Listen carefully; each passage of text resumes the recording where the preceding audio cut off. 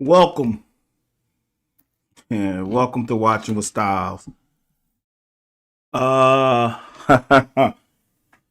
it's 2 weeks, ladies and gentlemen. It's 2 weeks, back to back weeks, back to back SEC conference wins.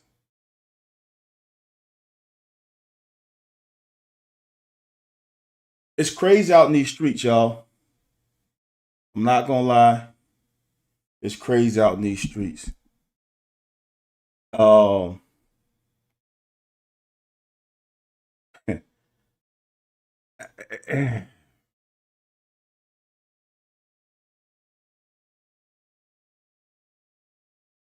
is. It has come to a point where we start judging SEC wins, and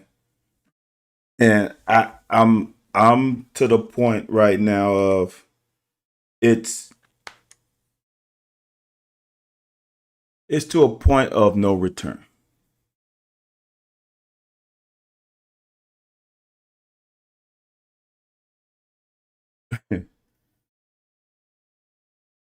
I don't know the record, but I don't know how many times we have beaten Auburn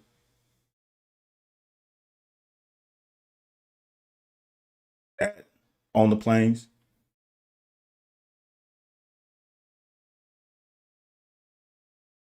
We sneezing at that win. We're sneezing at wins against Florida.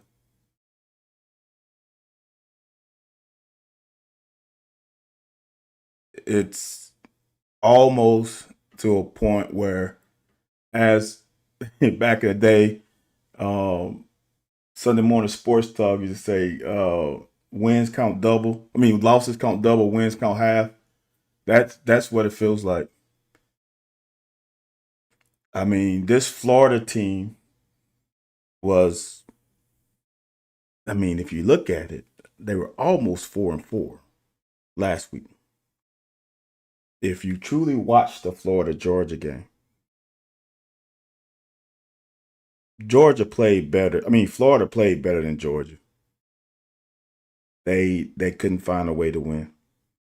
Similar to we couldn't find a way to beat Texas. And Auburn, when we played them, I'm pretty sure it was 4-4. But those those wins mean nothing.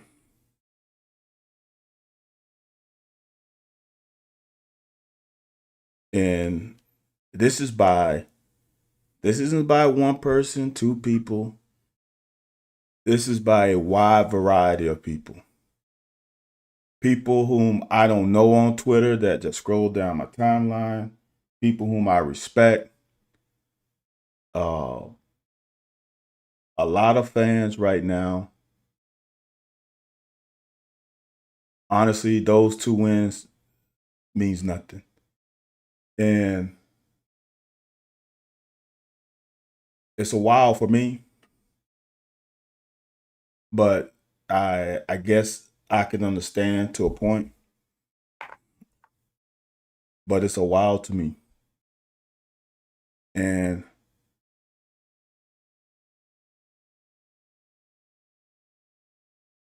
I don't know all the goings on in Lexington with Coach Stoops and the fan base. I don't. I understand from a relationship aspect when a coach is on the outs, it makes you feel a certain way. I get that.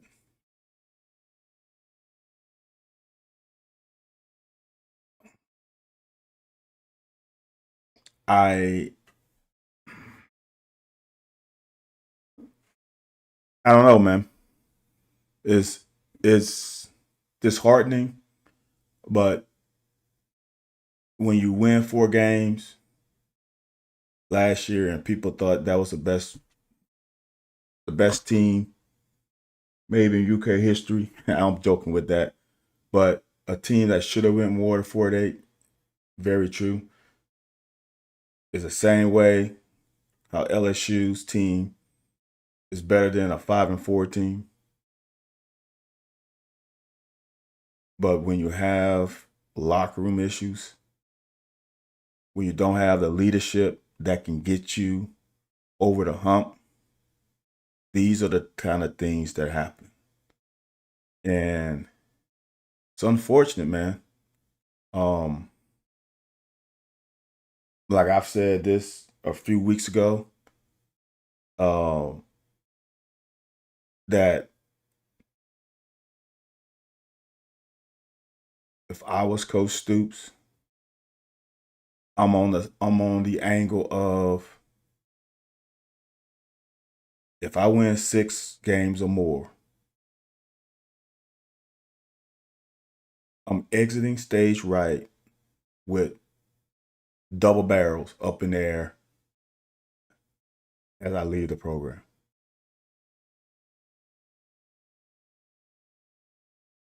And that's all I can say. Because I understand the comparisons and I understand the timing and certain programs at this level and blah, blah, blah. I get it to a standpoint. I do. I get it.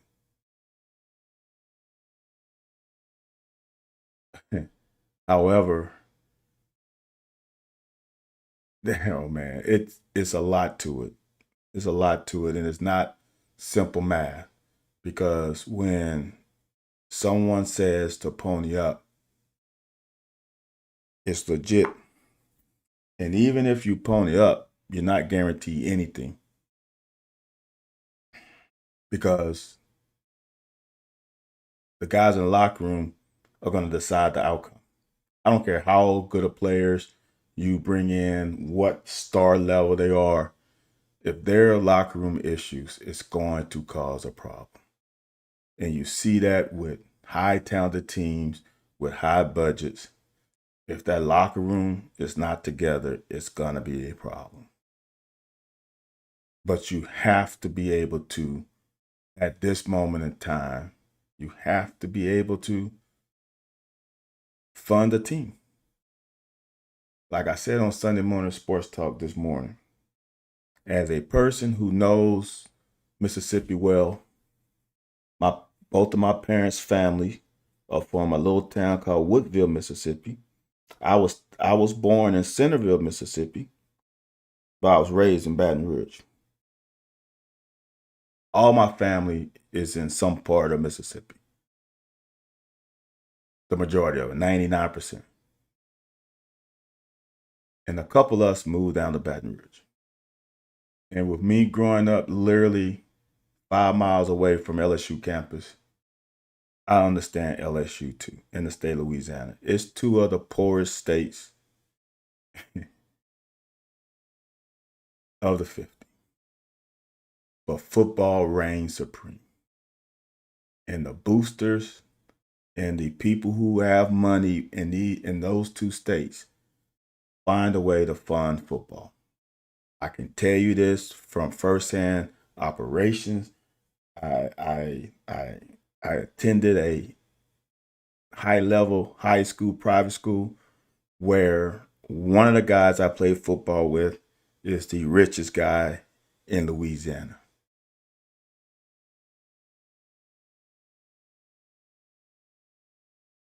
And another guy with a school with is one of the richest guys from my high school. So they're billionaires. And I know firsthand the money. Larry Martin. Okay, I'm getting questions, but you know what, y'all? I'm gonna get to my normal YouTube chat. I'm on TikTok. I'm getting some questions. Where's the locker room now? Well, the locker room has been amazing since jump. You can't go through the crap we went through the beginning of the season and still be engaged this late in the season. Locker room is so much better than it was last year. Larry Moore, any idea why the Florida lineman was losing it? Yes. I wonder if I kept the whole play. I'll show you um in my breakdown. Two teams that Georgia, you should own everybody. Trust me, when I played, I know the money y'all pay for y'all players firsthand. So I get you. I appreciate you tuning in to watch Kentucky breakdowns though, Georgia dog. Let me get back to mine. Nick Henderson said no matter Florida record, that team has elite talent all over the field. So to dominate them like that means a lot. It does, man. It does. Uh, so Georgia dog, I appreciate you. You are an honest fan. Georgia Health said with two teams we own except for Bama. Kudos. Last night was almost too much. John, it was fun, man. Tanner said he probably leave if opportunity comes. And look, and rightfully so. It's great to have two consecutive positive nights of therapy. John, you damn right. It is positive. Oh, he was losing after the game. There was something that happened, I think they were going in the second quarter. Um there was some going ons that that happened. I hope I showed the whole play. Georgia dog, don't give me these moral victories. At least we won't get blown out. A loss is a loss, man. Don't give me these. At least we won't get blown out. Georgia dog, you know damn well if y'all lose one game, y'all fan base is up in arms. So come on, don't give me that. Don't give me that. Weak Matt, locker room has been great this year, and it seems I look. I said this last week. I said if we beat Florida, which was the game I was worried about of the last five. If we beat Florida, I feel like we're gonna beat Vandy. I just it's to me the reason why I'm saying that, even though Lagway didn't have a great game, Lagway and Diego are similar. Diego is better now, but this game gets you ready for Diego. We're gonna have to play our best game defensively as far as controlling him as much as possible because he's a fucking problem. He is the he is that team. He gives that team their juice. He gives that team their moxie, their attitude. Excuse me. He gives that team their character.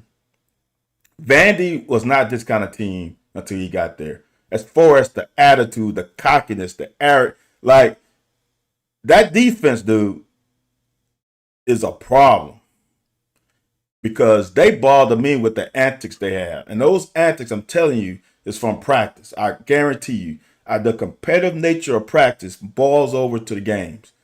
The way they are chirping and chippy and doing shit, man, is all I'm gonna put all my money on Diego.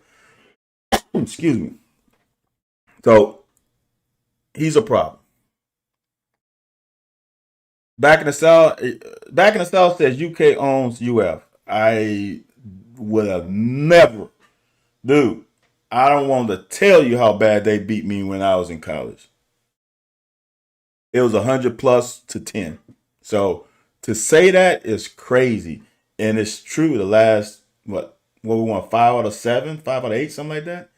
It's crazy. Cut a bullet for Heisman next year. Let's pump our brakes a little bit, Tanner. Let's pump our brakes. We'll have to keep him in the pocket. We have to.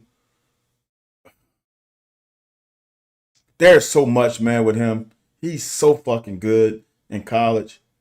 We're gonna have to confuse him. We're gonna probably, in my estimation, we might have to double Stowers. Make him throw to somebody else. Um, you can't really blitz him, in my opinion, because if he breaks contain his ball game. What do you think about the weird circle van? UK owns UF. UF owns UTK, and UTK owns Kentucky. Who is UTK? Is that University of Tennessee? I don't think they own Tennessee. Maybe I'm wrong. On four plus loss. Man, dude, AJ, tell me about it. Vandy feels like it's not gonna be a shootout. Vandy's not gonna be a shootout. Um, he was losing after the game. At least you won't get blown out. Blah blah. Vandy doesn't give up. Is the problem? They keep fighting. Facts. What's your favorite college team? Come on, I guess UT Knoxville. I don't think Florida owns Tennessee. Did Florida beat Tennessee this year? Or have they played? My favorite college football team, Georgia, is I'm a UK alum. I'm a former player for University of Kentucky, so that's my favorite college team, hands down, not even close. Um, so they haven't played yet. All right, got you, Larry. Um, it's just hard, man. I I like I've said whenever I said it, I can't remember what broadcast I said on. It doesn't matter who is the coach, who is the coach of University of Kentucky. They will have my support 1,000,000%. Because I just know, I as AJ said, I know how hard it is to win at this university, and whoever takes on this venture, if it's Coach Stoops next year or whomever it is, they have my support. They ain't even got to worry about it. Now I'm gonna be honest about it, but they're gonna have my support. Um, is what it is. Did you react to Georgia versus? Unfortunately, um, I only do Kentucky content. Now, if somebody wants me to do Georgia content, I don't know how to do that and get compensated. I'm new to TikTok, unfortunately. UGA. But I definitely do it. I ain't got no problem. I just my passion is with Kentucky. Um, but I you know what? I've it's not your fault, unfortunately. I've done some. Did I do cut ups on Georgia? Maybe not. But this is a Kentucky forward broadcast. But I appreciate y'all watching though. That this is I didn't know it would get to the level of getting other SEC fans chiming in. I appreciate it. UT and Florida hasn't played yet, but UTS I don't think damn UT has 6 wins versus Florida since damn. Um that's crazy. So Florida does own UT. Look, man, there is something about Tennessee, and it's crazy. This is the crazy part that gets me is that last game we played Tennessee, someone said Heupel is 5-0, and I said on here whenever that week was is that dude, every fucking coach from Tennessee has been something to know against. It's like there's some weird um thing about Heupel been 5-0. Shit, did we beat Pruitt? We beat Pruitt once. We beat Derek Dooley fucking once. Like them, those are Tennessee worst coaches. And we couldn't beat fucking Jared Pruitt to save our work, to save our life. So it took down COVID for us to beat him. So I'm just saying, it's it's crazy. We should have beaten Tennessee a few times. 2018, I don't understand how we lost that game. I do understand, but going into the game, it's like, how can we win that game? How could we lose that game? But getting back to Kentucky and the state of winning SEC games and not meaning anything.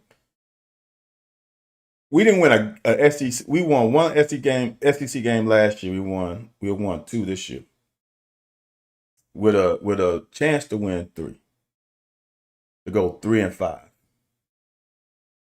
If we beat Vandy and go 3-5, y'all, that's pretty much better than the average that we have in conference. You know how many times we were going 4-4? Not that many times. You know how many times we were going 5-3 or better? A few times, and Stoops has 2 of them, the most out of anybody else. So to go 3-5 in this conference is pretty fucking good for us. And to sneeze at that is fucking crazy. We should have beat Tennessee last season. Yeah. We probably should have beaten Tennessee the last 2 seasons.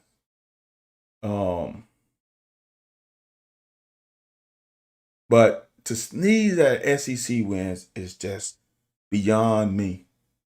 I don't care. No one fucking gives us the benefit of the doubt when our quarterback goes down, when we fire a coach, when things go. Like, no one gives us the benefit of the doubt. But just because, and like I said, Auburn was 4-4. We beat Auburn with a guy on the hot seat. We beat him. Oh, it doesn't matter because it's an awful team. The team, I think Auburn the week before. What did Auburn do the week before us? I know it was a close game. They beat Mississippi State, right?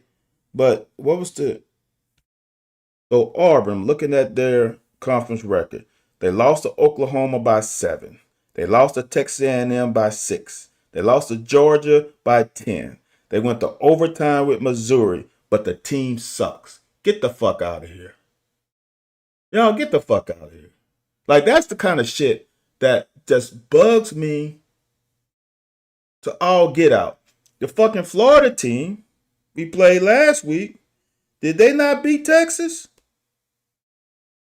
Like, I don't know, man.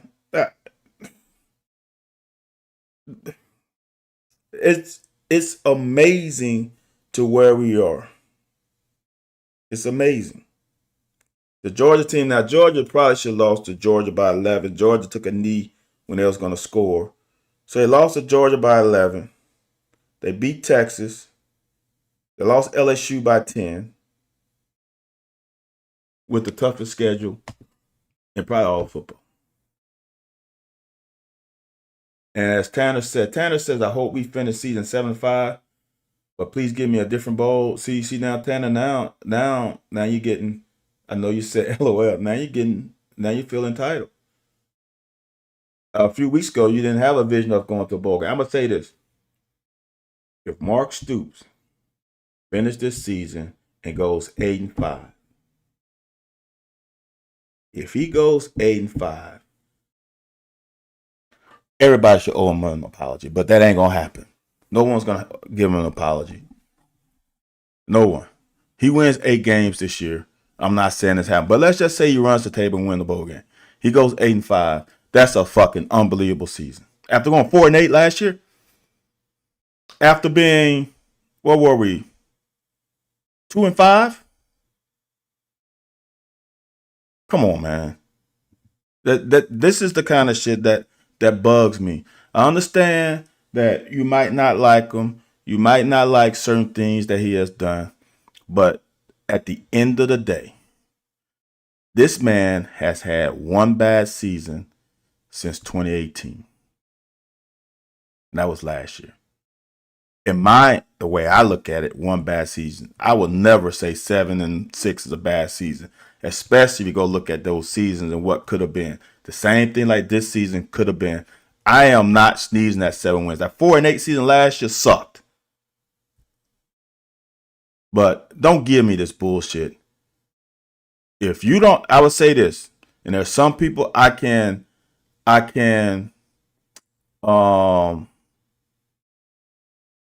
get down with. I said this weeks ago because I knew this had a chance to happen. I said, if you wanted to fire Stoops when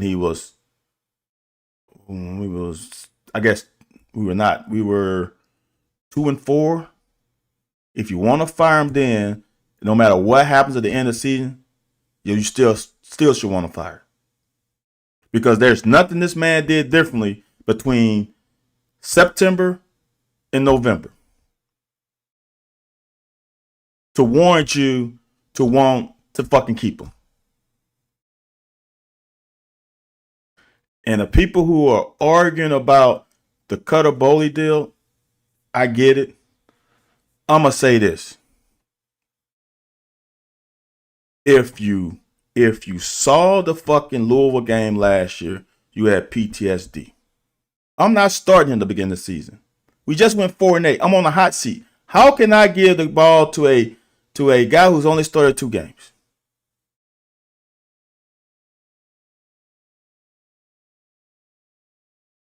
Hindsight is 2020. All this shit about he was doing so well in spring and all that stuff. I also heard some other stuff about the going on of Cutter Bowley that was not as glowing as what the narrative of some media members sent, which made me understand more of why he wasn't starting.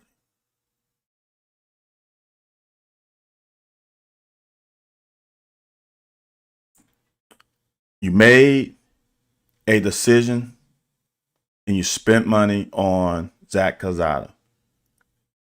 Some people act like we're the only team that has done that, and it's bullshit. It's free agency. How many NFL teams have paid for players that don't pan out? It happens every fucking year. Every year. Zach didn't pan out. Jackson Arnold didn't pan out. Salters at Colorado didn't pan out. There's so many other quarterbacks. Damn, if you really want to say Carson Beck didn't pan out in Miami. Like, all these things, when you try to implement a new guy into your system, it's not a guarantee. So now some people are going to go to, well, such and such did so great. Why didn't we get him? You know why? Do we have the money to pony up for one of the top quarterbacks? It's the same fucking thing that happened with Mendoza went to Indiana. Georgia wanted him. He went to Indiana. I guarantee Indiana paid him $4 million.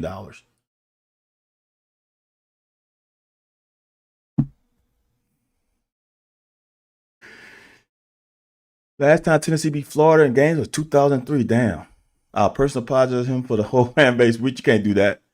I never not once jumped on the Fire Stoop bandwagon, so I don't owe any apology. See, John, I wasn't talking to you. Who the F we gonna get that's better? Stupid people, in my opinion. John, a lot of people are enamored with John Summerall, which I understand. As I've said many times on this broadcast, I'm not sure John Summerall is enamored with us. I have had other people tell me that they know the inner workings of Coach Summerall and he will come here. Jeff Drummond said weeks ago that he's not sure Auburn wants him. I will tell you this. I think that has changed because he's on LSU list. If he's on LSU list, I guarantee he's on Auburn list.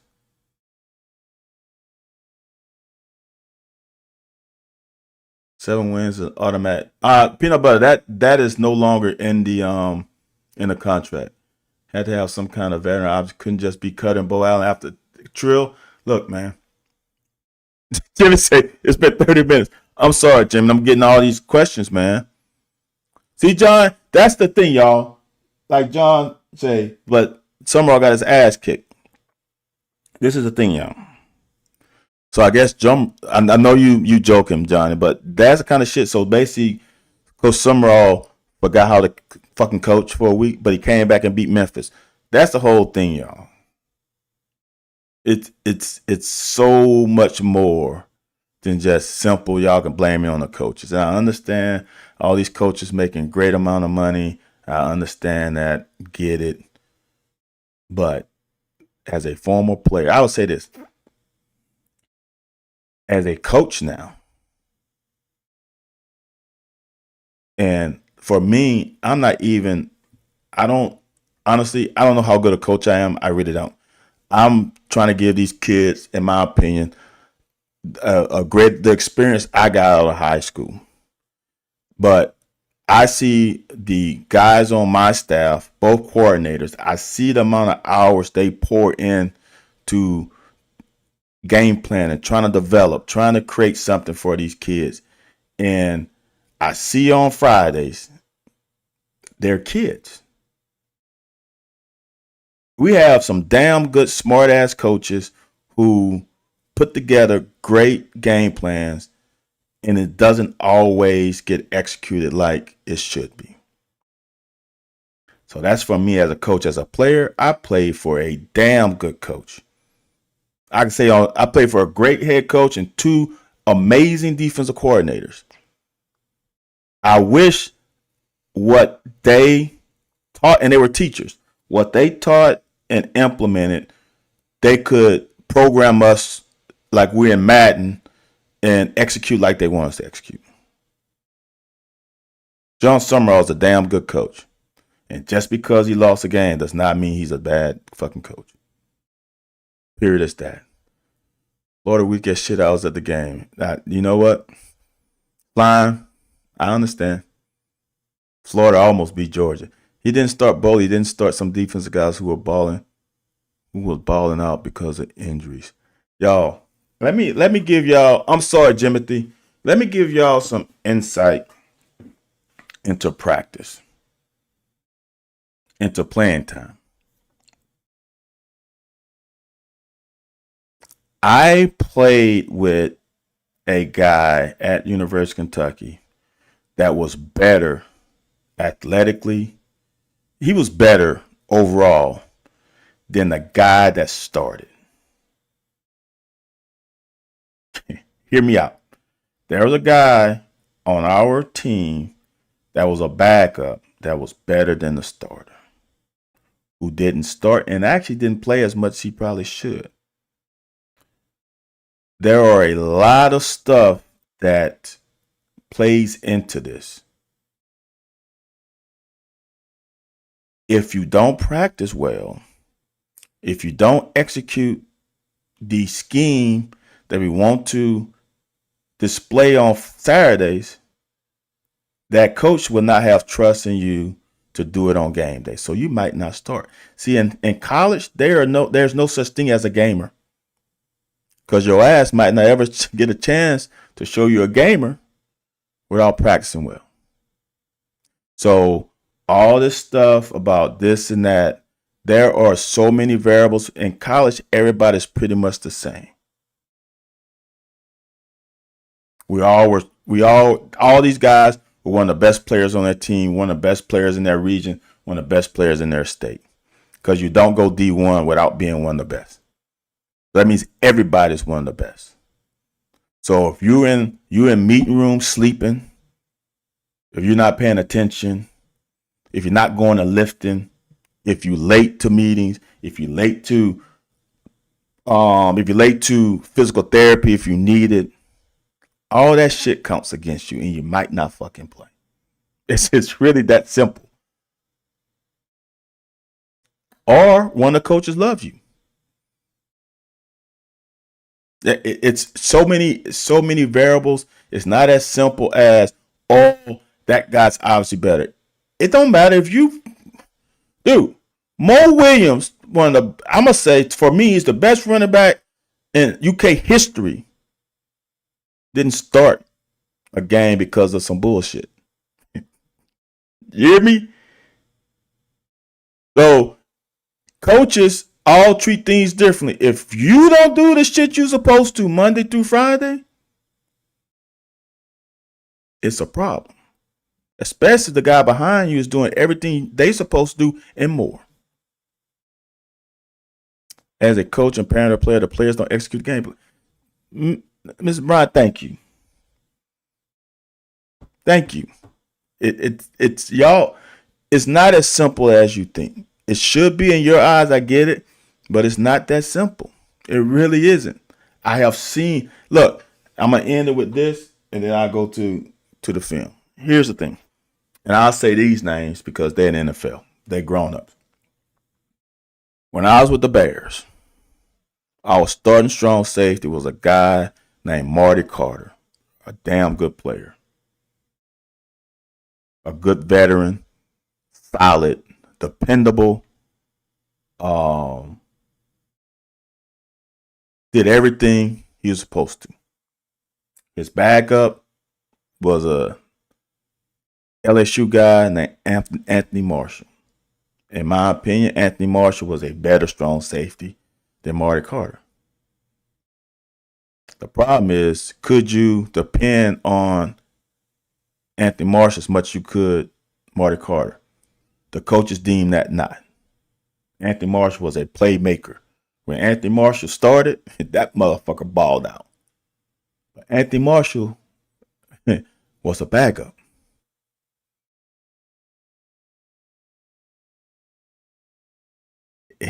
It's more to the game than just the game.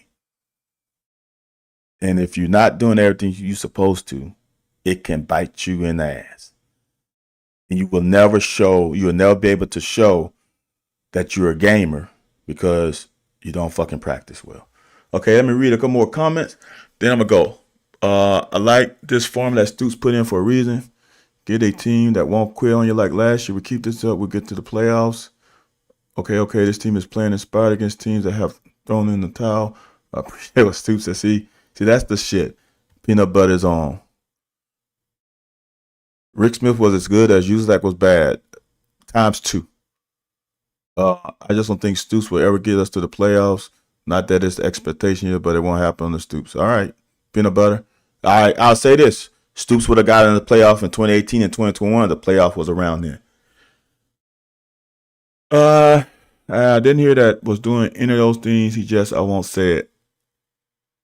Do you think the offensive output we saw Saturday is sustainable the rest of the season? Was a one-off? Most people issue with Stoops has been not scoring points could win fans back these last 3 games. I would say this. Be standard for 10.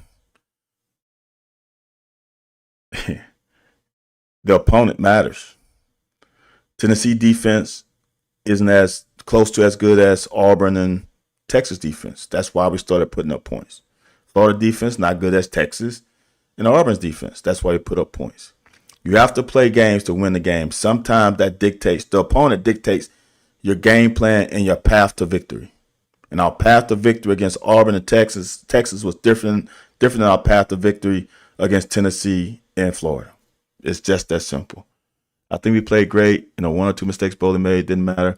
In my opinion, played good. If we can keep the 2 Miller wide receivers and Boley, man, we can be good. They are very promising. I agree. And let's get into the film because I am at 40 minutes and Jimothy is going to get mad at me. Beating Vanderbilt helped. That'll be the first opponent. No one can. You know what?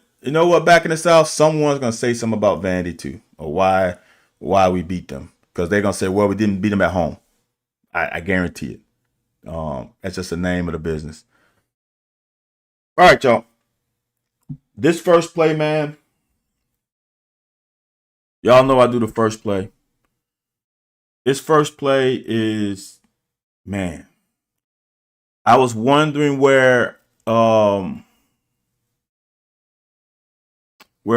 was, and now I know where Afari was. He got hurt on this play. Vandy offense is humming. What Nick said. Vandy offense, if you look at the last game, Vandy offense was not humming. Vandy offense got humming in the fourth quarter. Who they played last? Who they played yesterday? They played Auburn. Auburn had them motherfuckers wrapped up. And then in the fourth quarter, they just went bananas. Let me see if I can find the scoring. Vandy scored 21 points in the fourth and overtime. Vandy scores 0 in the first, 10 in the second, 14 in the third. So I don't know if Vandy is quote unquote humming. Texas will be that woulda. Yeah, peanut butter. Texas is a game that hurts.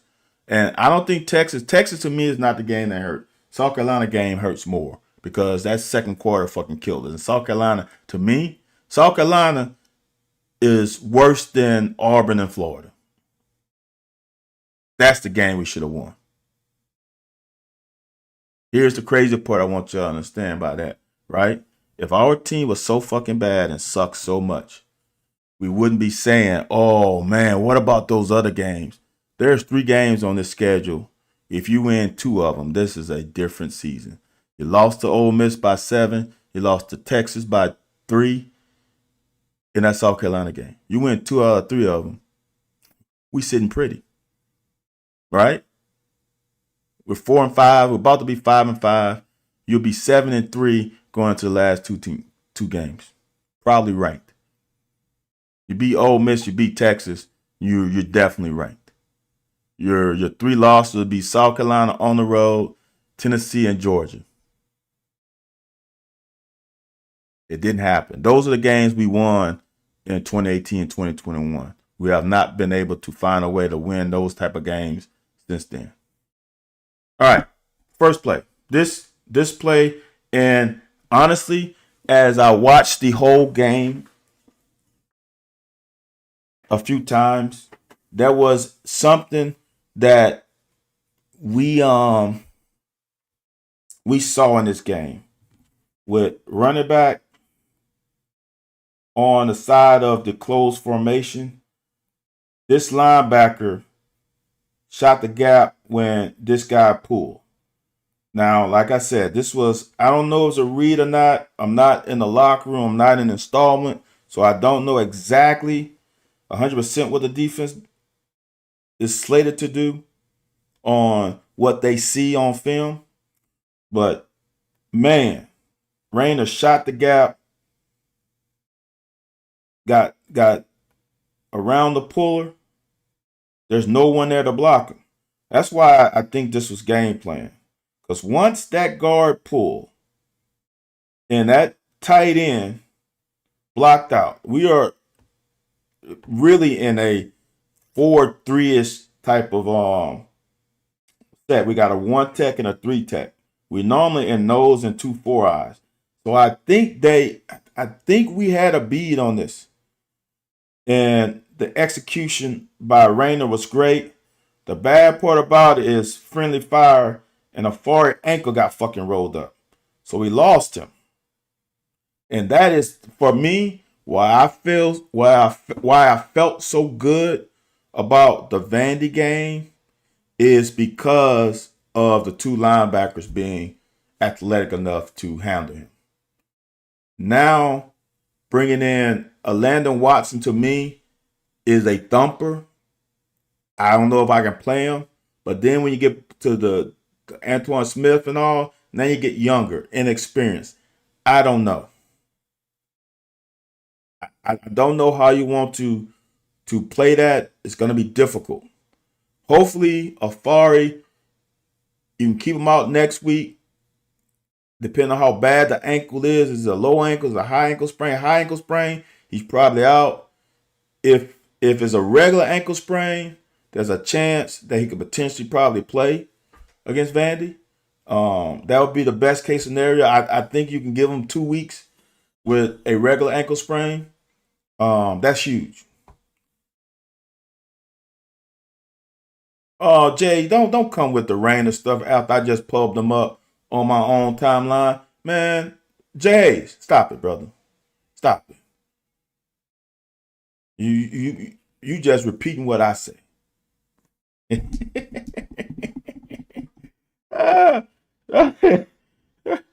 Oh man. Many people get upset with giving up 5-yard hitches. As I'm gonna say, you haven't played football, in my opinion. You just haven't. You or you don't truly understand coverages. 53 1/3 yards, you can't play every blade of grass. You're gonna have to give up something. And if a team is gonna throw these all night, you know what you do? Is you do this. You buzz the flat if you're going to play zone. You buzz the flat, and he buzzes the curl. That's how you do it. Or you roll him down and roll the safety above him, like we're going to do later in the game. There are ways to combat certain things, but when you do that, you're still leaving voids in the coverage. There are 6 underneath zones, 3 deep zones. You only typically have 7 players. Sometimes you have 8, but then you have 8. You're only rushing 3. People get pissed off. Why are we only rushing 3? Because if you rush 3, you have a chance of covering every underneath zone. So you rush 4, you only have 7. Some zones are going to be open. The offense, you have to trick them to make them not find those unoccupied zones. So right now, he wants to bang this hitch right here. It's 3rd and 4, but he sees Ty Bryant progressing over there, and then he sees Smith progressing to the hook. There's nothing there. Bam, bam. There's nothing there. He comes off of it. And now this is the point where it gets scary in a couple weeks. I personally would rather have Diego throw on schedule than to have him do this. Because if he does this and we miss tackles, he is going to kill us. And it is a great job by Lovett coming out of coverage, but he gets fucking hurt. Fuck. So now we are down 2 starters. John say, John, don't repeat anything I say, because I don't want you to say, well, that Hiles kid said that. Also said, look, oh, Jay Hayes. We need to get rid of DJ Lagway. Ken Tacole, I'm guessing you are a Florida guy. I don't think you need to get rid of DJ and I would say this, Jock Jones is a Gator great. Jock Jones returned back-to-back punt returns when I played y'all in the swamp. So my respect level for him is high. And he said his problem is he doesn't practice in the offseason because of injuries. If you don't practice in the offseason, you cannot get better. The offseason is the time to work on your mechanics, to hone your craft, to get better. And apparently he's been hurt and hasn't participated in not one spring or one really summer. So I don't know if you get rid of him, just gotta get him healthy. It's Ole Miss beating Florida. Ole Miss should throttle Florida.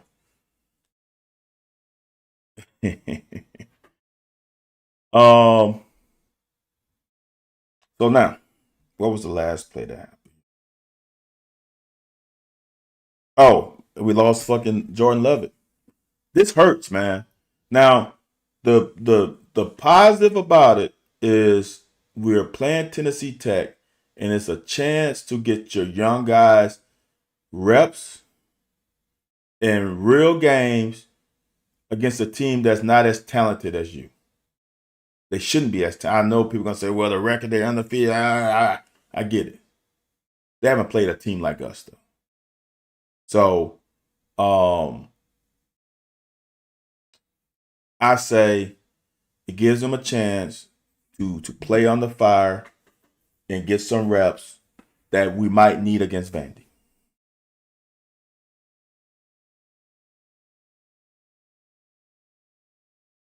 Spencer, you asked me what I thought, and then you're gonna tell me you don't know what Ole Miss would do because you asked my opinion, then you say I don't know. That's my opinion.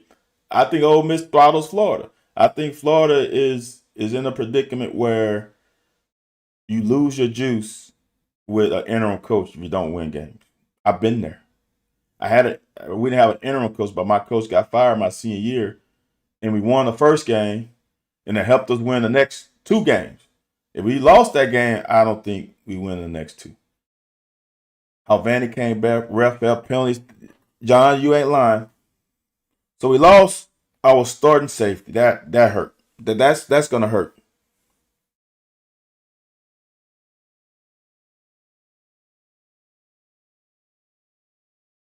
We were fortunate here that the receiver slipped. Because in all honesty, we are outmanned over here.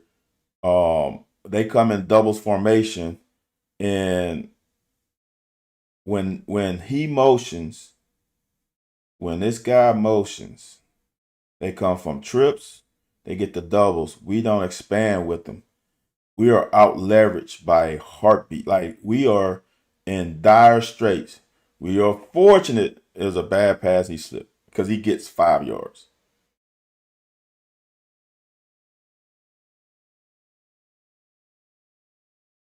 I just think we had a bead on. The more I watch, when he's here and this guy pulls, we are shooting. And this is good because actually, if Lagway pulls it, we have a DB on the quarterback. Our nickel's on the quarterback. This was actually, we game plan. Well, it wasn't the Nichols, it was Smith. This is elite game planning. That's elite game planning. Um, whatever tendencies we had on them, man, it was on point. Who's Jackson? What's up? Um, Great, man. We got them behind the chains a lot. When you get a team in third and long, you gotta capitalize. Unfortunately, we didn't, and I'm gonna show you why. That's a damn good pass. I know people are. I got Florida fans on my TikTok feed down on Lagway. This right here is an elite throw that's caused by a young guy not understanding it's 3rd and 10 and getting depth. There is no running back that's going to slip out.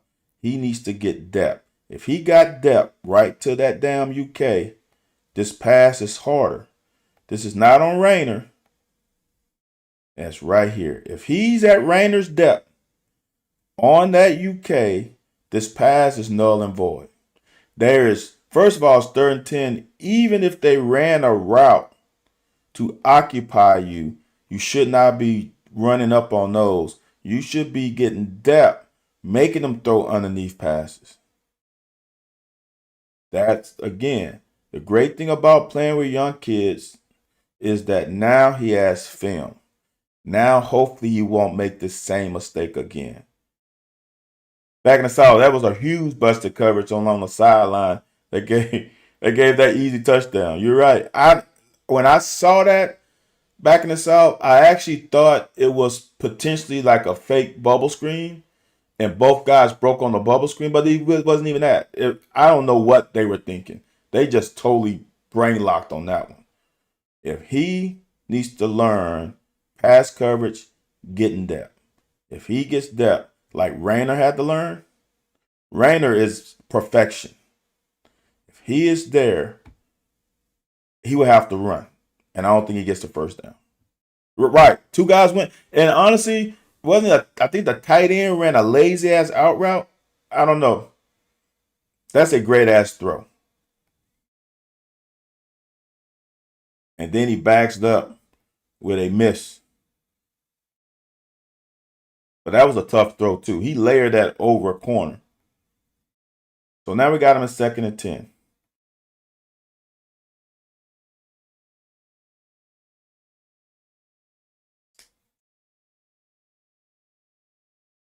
We have gotten real good at running twists. And when we ran this twist, we fucked up the entire blocking assignment. Boom. Fill all gaps. And then JQ comes from his corner position. Dude, that is good work. That is great team defense. Look at the hats, man. When a defensive coordinator, when we used to do it, you count hats. 1, 2, 3, 4, 5, 6, 7, 8, 9. You should have 9 guys in hats. You should have a guy backside corner. Should be a pursuit in your backside safety should be coming over top. You should not have all 11 at the ball, especially not there. But you should have 8 to 9, and that's 9 hats around the ball. That is elite defense. When you get that many guys around the ball, it's going to be hard to find a void. It's going to be hard to find a void.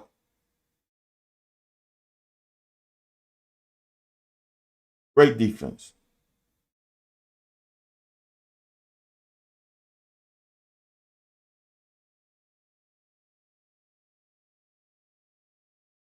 We had a 3rd and 10, couldn't find a way to get off the field. 3rd and 12, you got to get off the field. Boom. Dude, if you watch me this season, you would know I've been extremely critical of Raynor. This kid, definitely last 2 games, has figured it out. He's figured it out. He's playing the run game better. More importantly, he's getting the coverage better. He's getting better depth in coverage. He's reading quarterback eyes. This is everything. I'm a player from the end zone cut. It makes it better. The only thing I don't like about it is when you do everything right. When you do everything right, you need to seal the deal. He didn't seal the deal. Sealing the deal is making his catch. I want y'all to understand. He's mugging the line of scrimmage, which means he's at the line of scrimmage at the snap. He only leaves after the ball is snapped. Look how much depth he gets. Watch his eyes. Eyes are everything.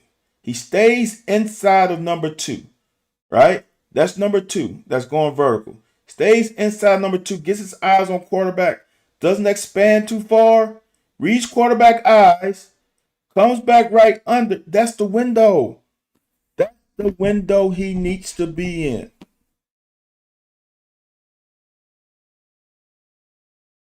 And that is a catch. It wasn't he had to dive. It wasn't outside the framework of his body. That is a catch. Hit both hands and he missed it. For a guy who did dude, he had to go 5, 10, 15 yards basically to get this ball. Gotta seal the deal. Fortunate enough, it bounced right into his teammate's hand, because that would have bounced to Florida's hand. That would have been a problem. Great fucking series. They had all those chances to get off the field. Unfortunately, they didn't. But getting turnovers, man. Turnover comes in bunches. And they came in bunches.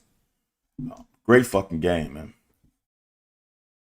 Exactly. Johnson makes the DeAndre Square catch that a thing. It is, man. It not only was that that was a catch to seal the fucking game, John. That even makes it it heightens it even more. If I was playing video game, I think I may have read that if the other player isn't a scrambler. All right, so offense comes on the field. The level of comfort to give Cutter the freedom to throw the ball, man. And now I'm hearing people, even you, Jay Hayes, well, why are the passes so quick? Maybe that's what he likes to do. Maybe that's his comfort zone. It also gives you some confidence. It's like the easiest thing I could do is as a basketball player.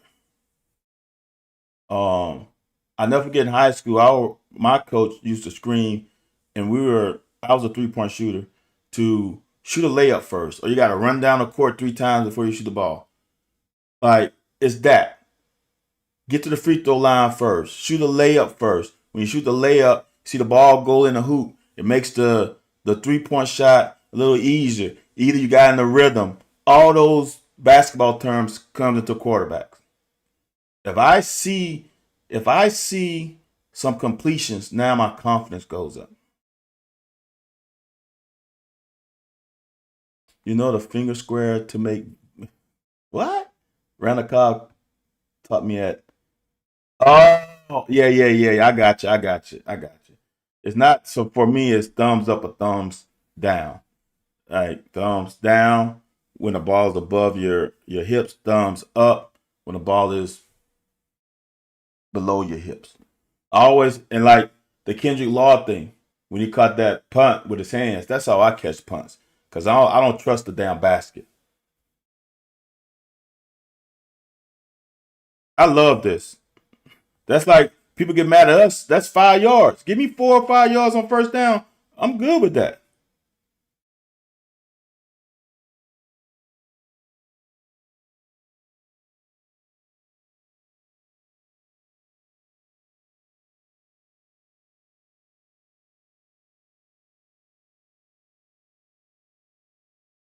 Little pin and pull. That's pretty damn good, y'all, with the amount of people they committed to the line of scrimmage. To get to 3rd and 3 is where you want to be. 3rd and 3 is where you want to be. All day, every day. Now, y'all, I'm going to be honest with you. This is tough. Cole, if we don't beat Tennessee Tech, Mitch should fire Stoops on the field. Just like Arizona State did Edwards, just like USC did. I think didn't they do Sark like that? Like if he can't beat Tennessee Tech after winning these 2 games at home, that's cold. That's bad. All right, this is why this is hard, man. As a quarterback, this is extremely hard. All right, one thing you know, and this is why reduced formation is so important. And some people hate it when that one coordinator did it. And I try to tell y'all that as a defensive player, this is tough because it gives you so much room. So why this is big is this. If I'm Cutter Boley and I see this guy right here, I know I have the freedom of 27 yards to complete this because they're in man. Man, what? TikTok said I'm inactive. You have 26 yards. And there's nobody out here because the corner has this guy man. So now this is what scares me as a quarterback. As I look here, I also see that guy with his eyes with the potential to slice in front. See, at game speed, I wonder why he just didn't drill it. But right there, he can't. Because that guy right there could get in that window, and then that's pick 6. This throw was huge because he recognized that on the fly and gave his receiver. That's hard for a defensive back. Great throw beats great defense every time. That is a elite throw. Elite throw. You look at it from the top, you can see it. Right? This guy has him. He cannot get over here. It's just not there. So he recognized that and throws the correct pass accordingly. And this is elite, man. I should have done this as a cut up, y'all. But sometimes I want to leave some for the fam, for the people who stay up late and watch these broadcasts. So you see, the people who just watch the cut ups won't see this play. That is as back in this is a pro throw, and sometimes like we'll go over it. Sometimes I think Cutter throws the wrong type of ball in certain situations. Sometimes you need to put everything into it, and sometimes you don't. This play bothers me because I don't know if it's where's the miscue. I don't know if Braun didn't see these 2 guys, or is Pete supposed to take the inside guy, let the outside guy roam? I don't know, but I know this front side is sealed, and if Patterson could get to that front side, he might be still running. This guy is the problem. And he goes unblocked because I think Braun is supposed to block him or Pete's supposed to block down. I don't know. But this is sealed. And Caddis is going to come off of that defensive end to this linebacker.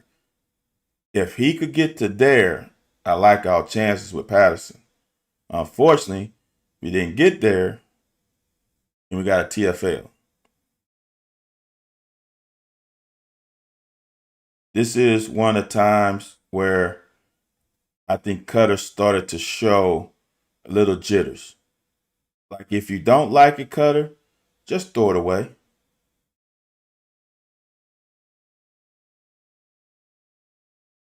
Big time throw here, though. Like I said, like I tweeted out, y'all.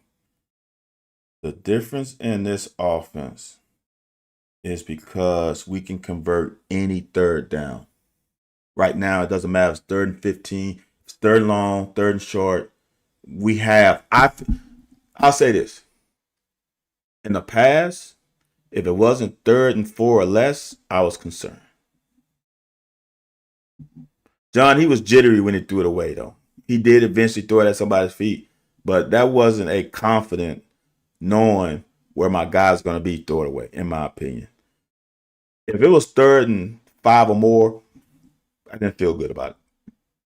Now, we have converted 3rd and 15s, 3rd and 10s, 3rd and 8s, 3rd and 9s. Now I feel comfortable that we are an offense that it doesn't matter what third down, unless it's 3rd and 30, 3rd and 20. But if it's 3rd and manageable, 3rd and 15 or less, I have confidence that we can convert that 3rd down. Like I did in the cut up. I can do it here. I do it on both. What is makes me feel great about this play is just the decisiveness and he's learning. And it's not consistent. I'm gonna show you on the same drive a few plays later how he missed it. This is the guy on the conflict. I'm gonna go about it again, y'all. I want y'all to understand this.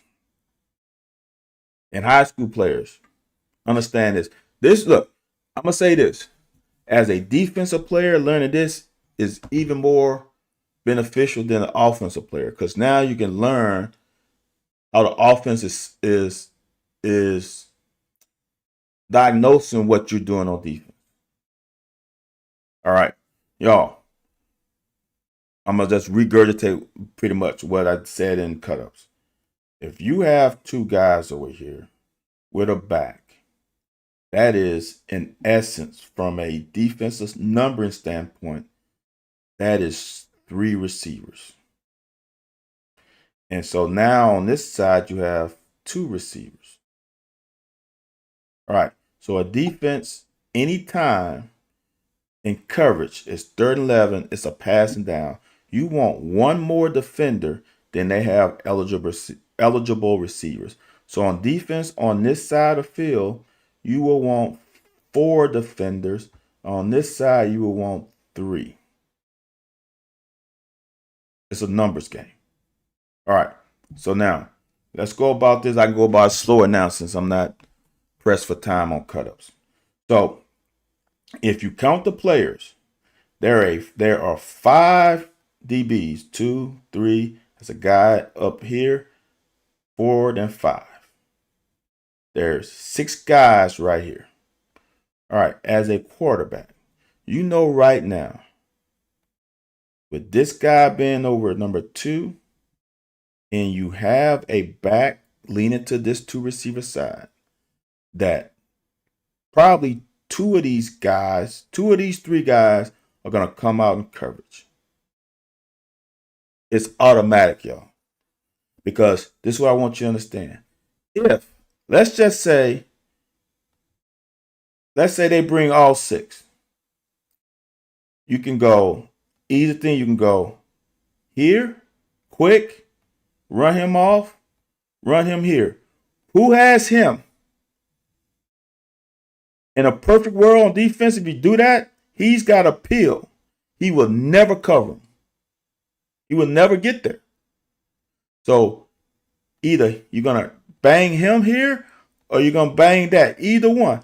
This safety cannot get down fast enough. Now, can he get fast enough to make a tackle on 3rd and 11? Maybe. But if he misses the tackle, he's still running because there's nobody else. Everybody's a man. So, as a quarterback right now, you know two guys are going to come out in coverage. They have to. It's 2-on-3. We have the advantage. So now, this is what makes this great.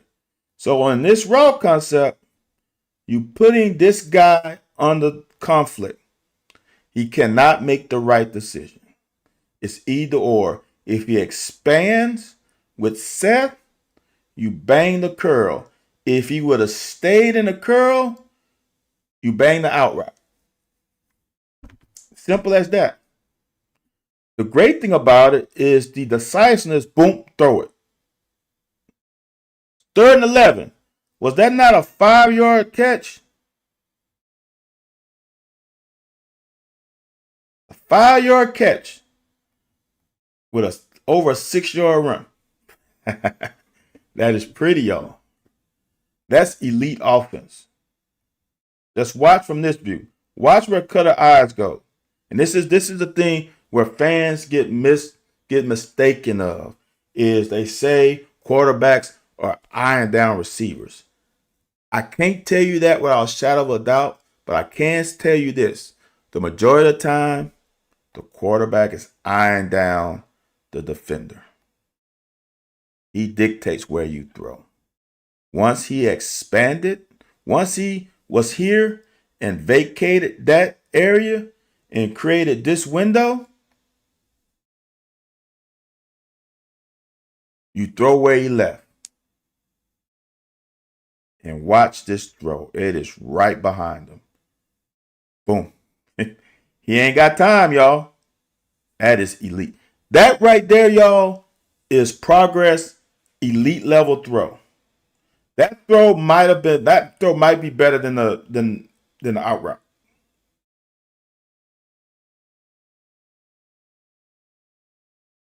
I like giving Kendrick as many touches as he can get. Doesn't matter how you get it to him, just getting the ball.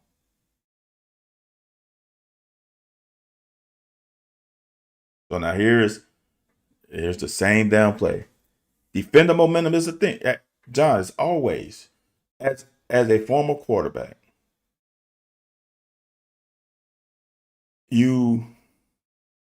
coaches make it easier or it becomes easy when there's a one read and that guy dictates where you throw. You don't even have to think about it. It's not even a thought process. It's just muscle memory. He goes out, throw the curl. Stays in the curl, throw the out. It's just automatic. You're not even thinking about it. Right here, y'all. It's the same down formation. Same down formation, same route. Now, this is what happened. Remember I said on the last play, Florida messed up because they only got 3 guys over 3. Watch what they do this time. They have 4 over 4 now. There's 4 defenders over 3. Now here's the thing though. You still read that guy. You still read him. He expanded. You still bang it right there. He's still open. He's still open. That play is still working. It's there. It's a misread. He kind of panicked. Like, he read 34 right there. If 34 expanded, his job, this is the thing. Good quarterbacks should throw to a spot. With his shoulders, how they are, he needs to find a window. You throw to the spot. He's got to trust it. It's open. Just got to be patient. He panicked. His feet are bad. The mechanics are bad. Like, boom. Boom. The same. This is what's crazy, y'all. It's the same window that he just made a great throw on. It's the same window. Bam. Bam. Should have been a first down, y'all. It shouldn't have just been 3 points. Should have been 7. Potentially. That's another first down. Johnny said, I almost want to play at running back. I can't imagine doing that in the game. Making He's not a running back, John. He's just not. I'm going to tell you, John, my senior in high school, I had to play running back for a few games. Play quarterback and running back. Running backs are made differently, man. I wouldn't wish that on my worst enemy. It is a different kind of soreness. And I was a mobile quarterback. I ran the ball quite a bit. It's totally different running the ball from quarterback compared to running the ball from running back. Trust me. It's a bitch, man, running from running back. You're right, Mr. Double with Pickles. Mac Double with Pickles. He was decisive. You're right.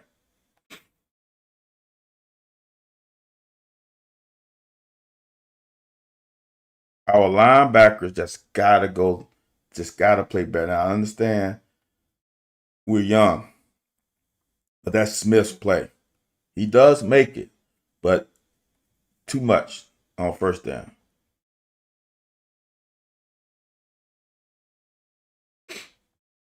This is real good work by Green. He's backside. He cannot go screaming. He's got to form a backside post.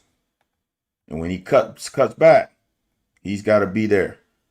Man, look. This is a great play by Rayner, too. Little zone blocking scheme. He's mirroring running back, stays inside. Bang.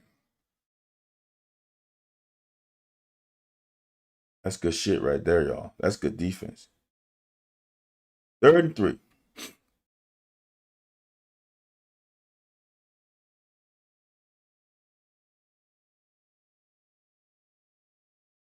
There is so many things I can say about this. My defensive coordinator say, if it's 3rd and 3, you didn't earn the right to get off the field. You lost on 1st and 2nd down. You didn't earn the right. They're gonna have to make a mistake for you to get off the field. And honestly, we have to know down the distance. 3rd and 3. Don't be scared to get beat deep. Now, honestly, I'm going to say this. This is a good throw. He's throwing the ball now, and the guy hasn't got all his break. You're probably not going to stop there regardless. That is a damn good pitch and catch. So now we get a new set of downs. We got to win on 1st down. Filling your gap. Y'all, there is no other gap accessible. And Rayner gets to his gap. There is nothing backside.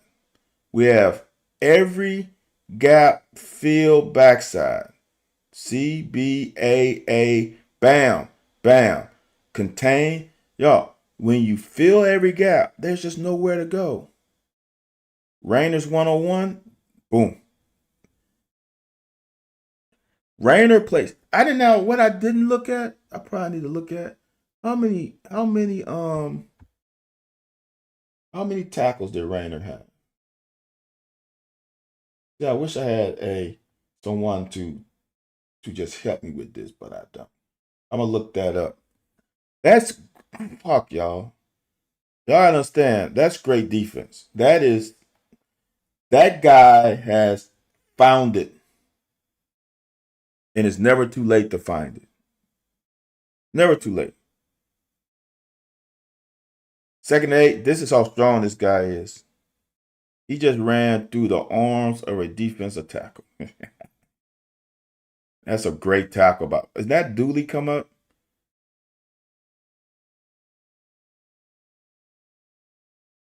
Yeah, this guy's gonna be special too. Now you can't leave your feet like that, Dooley.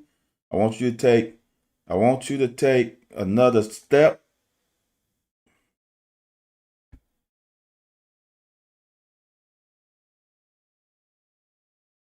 Don't launch. Bam. That's good shit, though. Let me get to my stats, y'all. I gotta find these stats. I should have had it up prior to the broadcast, but I didn't. I apologize in advance.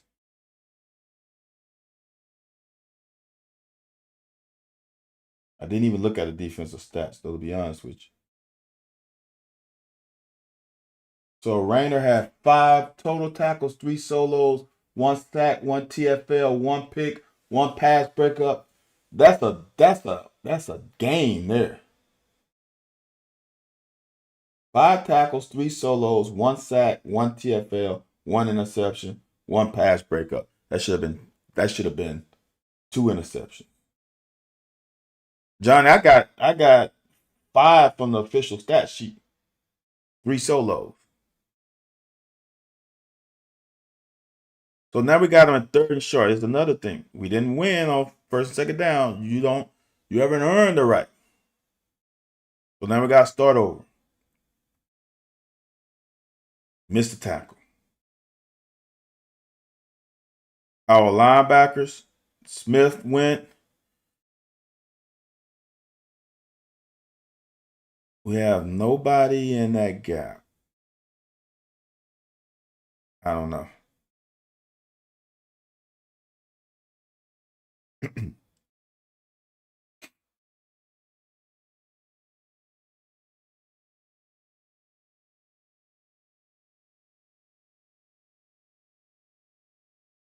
Brought a little delayed safety blitz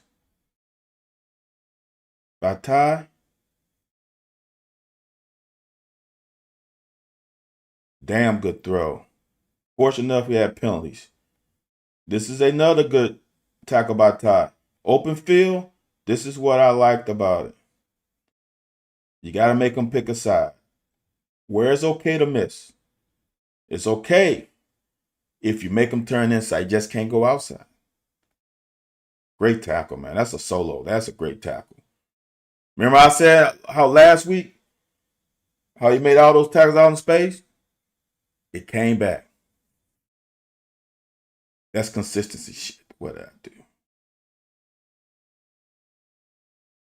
do? Where was I, guys?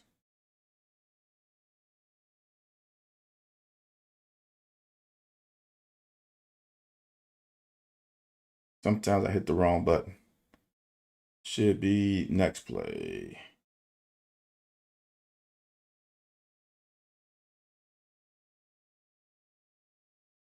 Great tackle.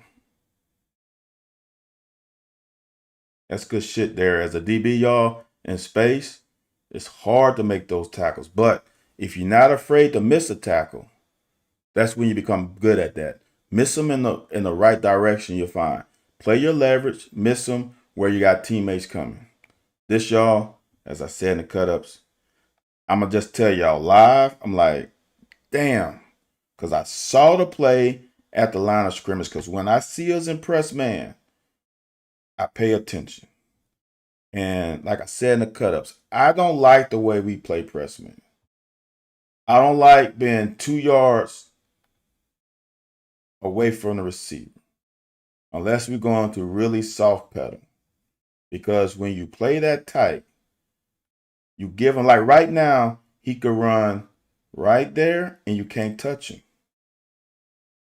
Those angles are too sharp. I mean, are too soft for us not to be able to touch him. That's why I would rather you be either right in his face or 1.5 yards. But if you're at 1.5 yards, you got a soft pedal anyway. And right here, DJ doesn't soft pedal. He just stays there like this guy is right here.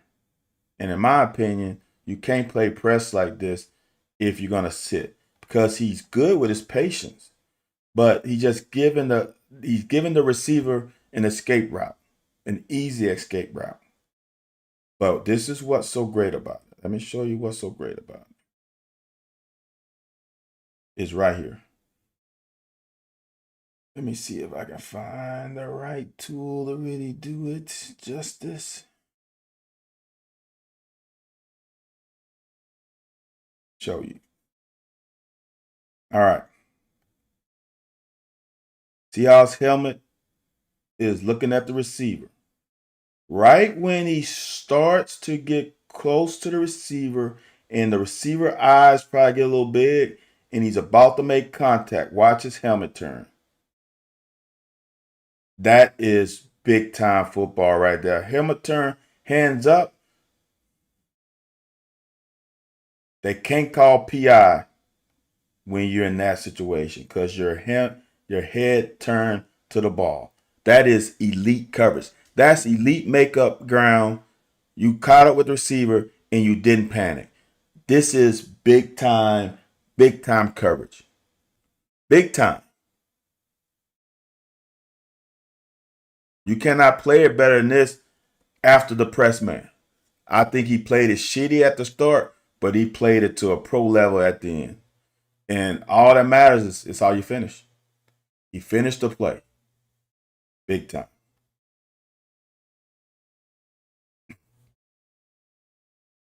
Now we know what happened. Muff punt. Now here's the crazy part about it. First down. Stuffed it. These guys just came off the field. And I think this Cedric Works stuffs it. Young guy stuffs it. Second down 11.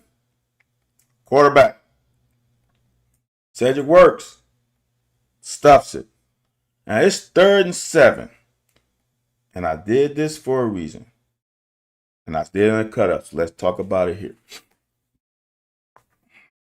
It goes back, y'all. It's no matter how exotic your defense is, no matter what the foundation of your defense is, there are basic principles that crosses all schemes. And you have to get one more defender than they have eligible receivers. All the time. McDouble would have been a shutout. All the time. And look, this is the thing that bothers me about this shit. As a former college defensive player, knowing that the most important stat in defense is points per game. No one gives a damn about passing yards you give up a game, rushing yards you give up a game. Nobody gives a shit about that if you let teams score. Your scoring per game, scoring defense is the most important measurement. Then you can do whatever you want to after that. So our defense gave up 7 points this game, but no one knows how far they had to march. It's like damn Tennessee last year where we got pick 6 and a fumble inside the damn 15-yard line. I think 10-yard maybe. And they scored 14 points. I think they scored 30-some points last year. Those 14 go on the fucking defense. And I think that's bullshit. Now I don't know how you can decipher. It's gonna be extremely difficult to do it. But like what was it? Like the Texas game. Gave up a down punt return inside the 5-yard line. Bullshit. Like some of these games, like I think we are averaging giving up 30-some points a game. You know what? Those 2 fucking offensive touchdowns against South Carolina goes against the fucking defense.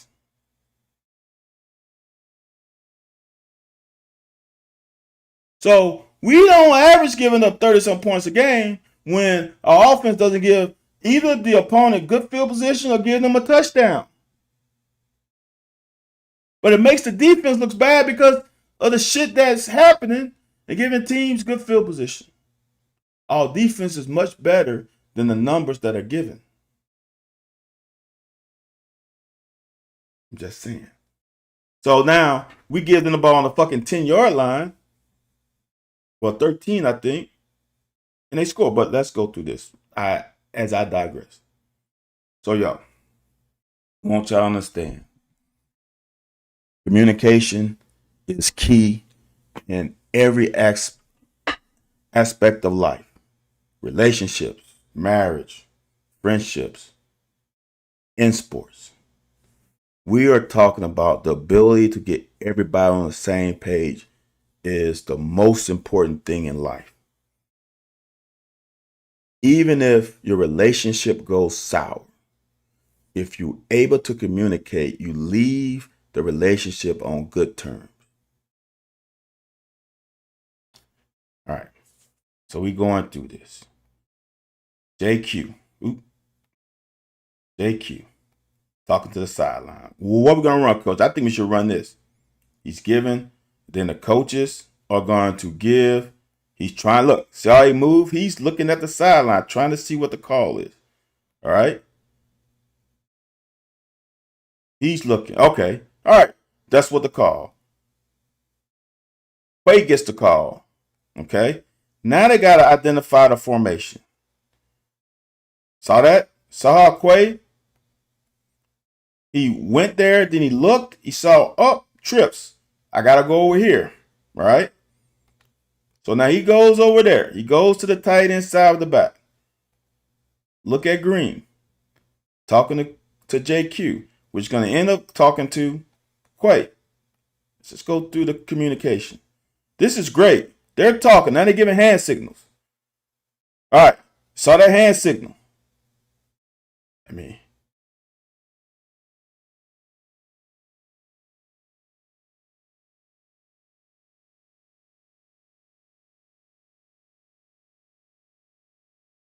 See the hand signal.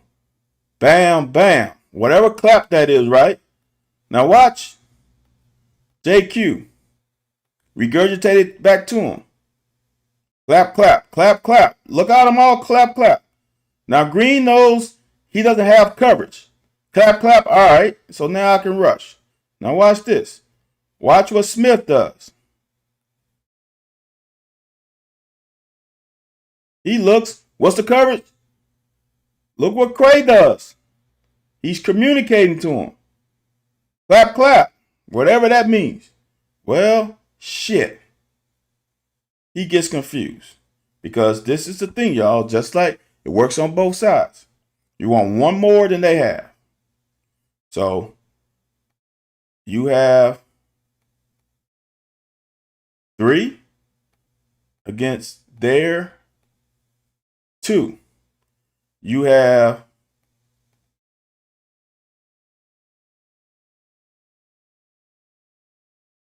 4 against their 3. We are in perfect shape. We're in perfect shape if you run the damn coverage right. That's all you need. And this 4 includes, it's in that blue, you can't see it. It includes Ty Bryant. All right. So Smith should work into that direction. We don't need you over here because we got 1, 2, 3, 4 on 1, 2, 3. Well, excuse me. Well, young guy makes a young mistake and he goes to the wrong side. And y'all, if he's where he's supposed to be, that's not there. But he's not. He makes a mistake. He goes to the wrong side. Now they got a wide open running back. It's a rookie mistake. We don't need you here. We need you here. It was 3rd down, y'all. At most, they should have gotten all this was a field goal.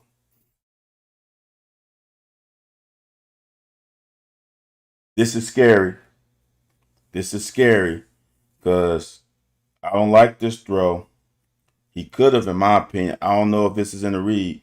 If you don't like what's on this side, you have a release valve right there. This is scary because the way he throw it, that could have been a pick. Now we lost 7 yards. But I ain't scared at any down anymore. Now we got fortunate because we missed this blocking assignment. I don't know. Honestly, I would hope, really, that Cutter is reading him, because what this is grand scheme of things, y'all. I am speculating because when I see the route, this is what I'm thinking is the um in the repertoire. John, is Godfrey 22? Am I saying Smith and I'm wrong? Dude, I am horrible with this roster. If he's reading this guy and he takes this inside zone, Cutter can pull it and look at the tight end right here. I'm thinking if he wants, it's an RPO. He can bang it right here, or he can bang it right there. So it's kind of a triple option. But he gave it, and that guy missed him, and we got all the yards and more back. So now we 3rd and 6. This is big, y'all. This is big.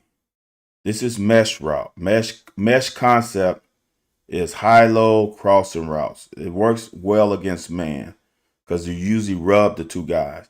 If it's not man, those two guys have to find windows.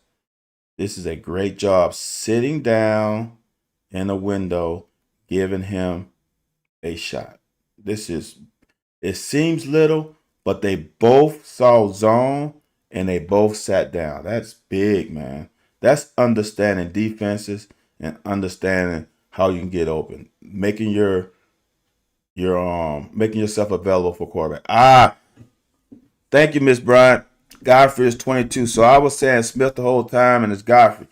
Smith, I apologize because I've been saying your name for the whole time. My bad. Um,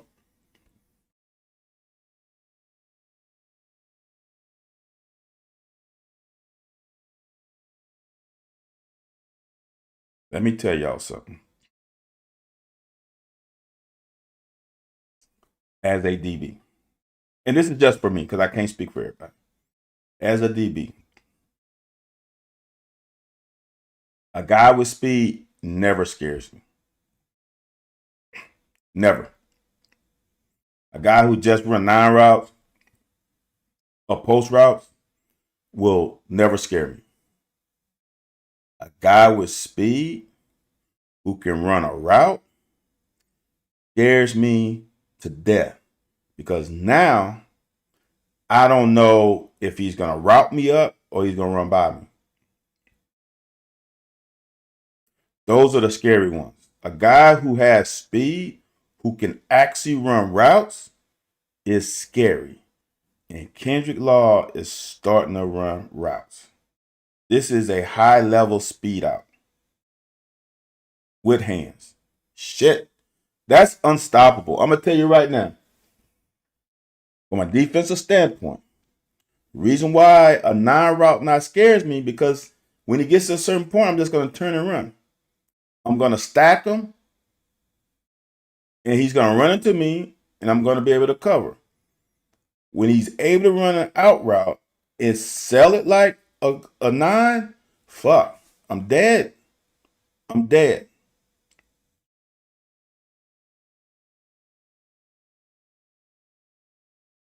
This is the difference in Dante and Seth. Dante wants to get downhill. Seth would have fucking bounced this thing here.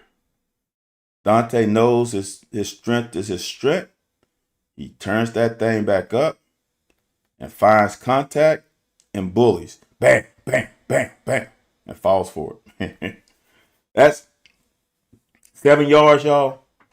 As Anthony White would say on the locker Wednesdays, 9 p.m. Eastern Standard Time, when he was OC, he needs 3 yards on every play. 3 or more, that's all you need.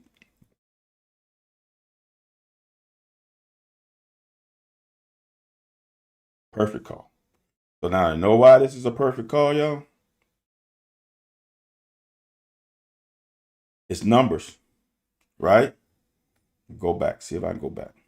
Right now, it's 3-on-3. I don't know if they checked it. 3-on-3 is an advantage for us. What makes it even better, he blitzes. Now it's 2-on-3. Now we should be able to block their two defenders. All we need is those yards. If Kendrick could have held on to this block longer, it goes even further. But a running back receiver on this level should not get tackled by one guy.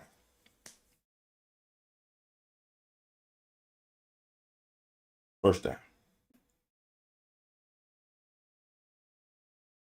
Dude, I'm going to tell y'all this. Ever since that Texas game, I don't know if Dante got healthier, but this motherfucker and the offensive linemen, I got to give them some praise. The black line is the line of scrimmage. Look how many Florida guys are on the other side of the black line. That's what we call creating a new line of scrimmage. Look at these two guys on this duo. They are 3 yards down the field, punking that guy. Dante is running hard downhill.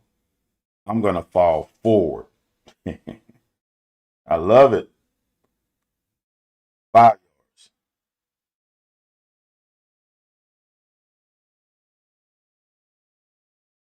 Look how we wash this whole left side. He runs with bad intentions. Ill intentions not strong enough. Watch that whole look at 15. Look at that big blue wall. That's why it's the big blue wall. You see nothing but blue right here. And we got contact here. And Dante is running downhill like a bull in a china shop.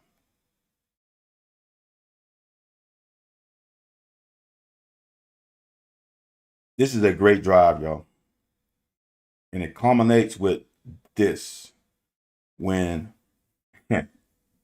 you are able, y'all,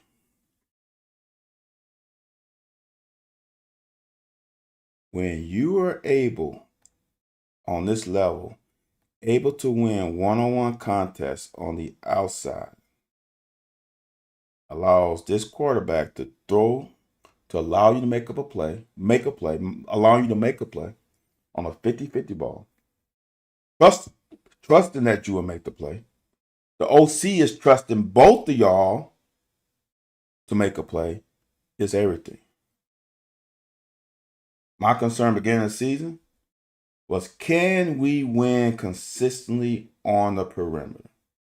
And shit, I said this weeks before we played Auburn. I was scared about Auburn because they play press man, and I wasn't sure we can win one-on-one battles. And damn it, we did. Now there's 2 weeks in a row. This is win a one-on-one battle on the perimeter, giving your quarterback a chance, and a quarterback giving you a chance. And not only did he give you a chance, you made the back shoulder play, and you stretched it to a touchdown. Fuck. That's everything. What a play, man. What a play. What a play. What a dime. Gave him a chance. It's not the best throw, but it's a good throw, allowing your bigger receiver to make a play on the ball. Now, at that point, when we went 10-7, I started feeling good about the game because our offense should have 14. They haven't stopped us yet. All we did was stop ourselves. Now, big play is right now. The big series is right now. Defense not giving them any confidence that they can come back in this game. You're going to give up yards, y'all. They're an SEC team. You're not going to stop them up. I'm going to say right here, y'all. This is holding. That's a great job by Cam.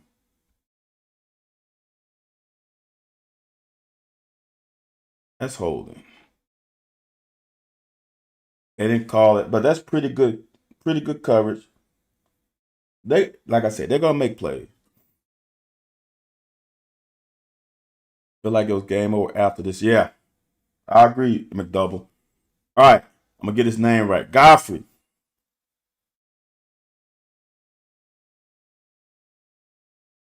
It seemed like it's easy. How many times you seen people miss that tackle? All right, y'all. This is the play where things went sour for 53. This is what happened. He gets Green hurt. And I think after this play, we started getting in his ass because he hurt one of our teammates. And I think that's when it started. This is a play, and you can't be perfect, but we got to minimize this to this 4-yard gain. We cannot miss this tackle. And this is one of the bad plays for Addison this game. Just can't miss that tackle. Break down, make the tackle.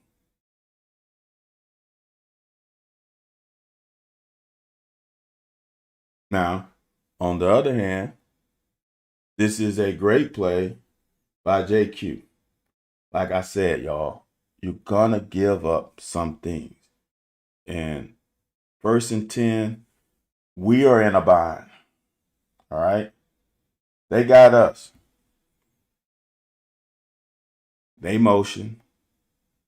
We only 2-on-2. That's not good. So they got us. But JQ does a great job of holding the fort, not allowing that receiver to get any further outside. He cannot get outside those numbers. He cannot get outside those numbers. Perfect. All right, 5 yards. Now we got to win on 2nd down. We got to win on this down. Damn.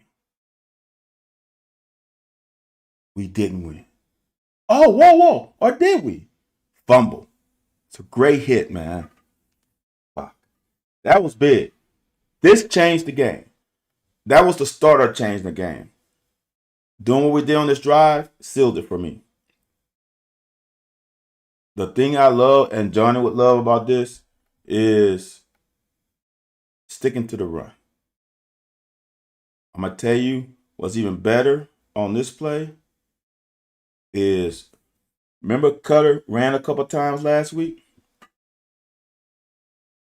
Remember before that, this unblocked guy will come down and crash on this zone play? Look what 15 has to do. Because there's a possibility Cutter might pull it. He's got to be patient. He runs around Cutter. And then Seth does Seth things. I thought he was down there, but then all of a sudden he came out the back end. But Cutter, being a potential threat, saved one defender from making the play. And that was big. Look here. This guy has to play the quarterback just in case. Just him waiting there allowed for him not to be able to. We've seen all year this guy making a play over here because he didn't respect Cutter. He has to respect this mesh. If he doesn't and Cutter pulls it, this guy's going here, damn man. Cutter can go right here and still be running. That's why I've been preaching for that since day one. For all the quarterbacks. Not just ours. I showed that to somebody else. I think it was BYU. Same shit. Now, this is great play by Florida, but this is really on Caddis. Caddis got to get above number 8 so then Hartley can get to the sticks. But since number 8 did a good job on Caddis, that made Hartley have to come under, and that made him short of 1st down. This is not Hartley's fault. This is more on Caddis. Great tackle by number 8, though.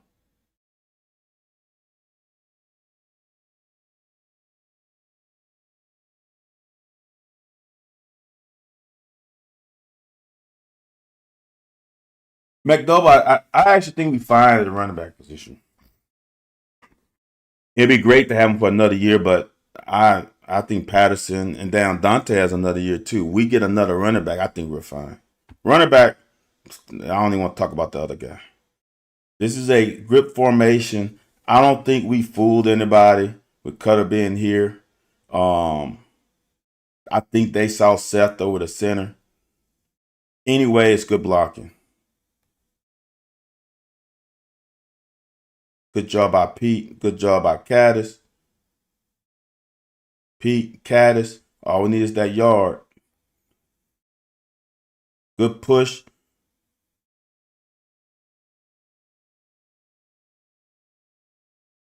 Running backs, y'all, I don't like to say this because Anthony would kill me. Running backs are easier to find. I can find your running back anything.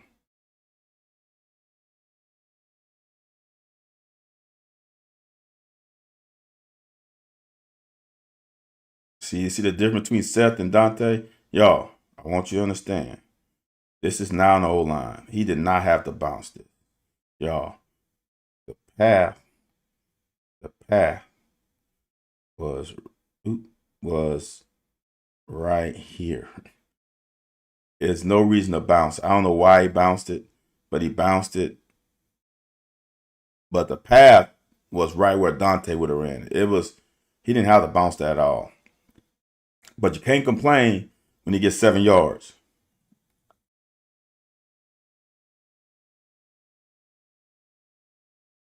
Sometimes I think he gets happy feet too early and he starts. That's why I said I need to put my Fitbit 1, 2, 3. If he would have ran and trust, I think this is Braun, that he was going to get here. He needs to trust it and run with some aggression there. That's the hole. That's the hole.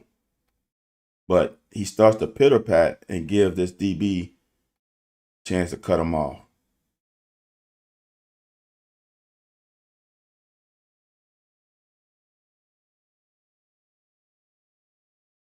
Again, y'all, we game plan the shit out of them.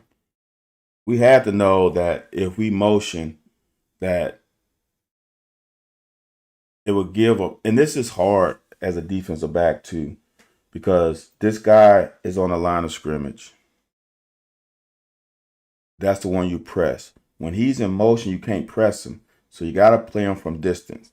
And if Kendrick Law can run routes like this, it's a speed out is almost impossible, y'all, for a DB to cover. It's almost impossible. You got to hope for a bad throw. Now we starting to take their will. Now we starting to almost do whatever the hell we want to do. That's a great tackle, man.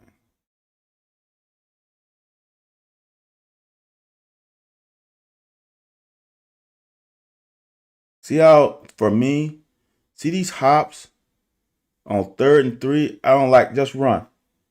And why are you running that way? Why don't you run, easy for me to say, in here? Right there. There's nothing. You just ran into the back of your lineman. I could be wrong.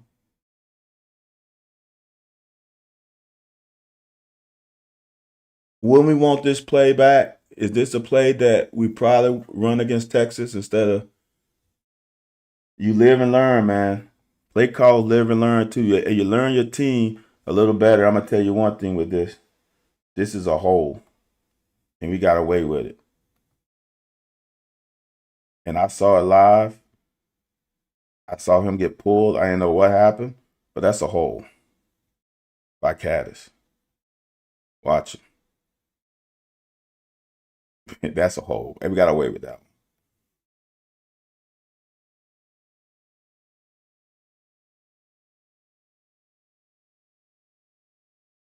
This route makes no damn sense to me.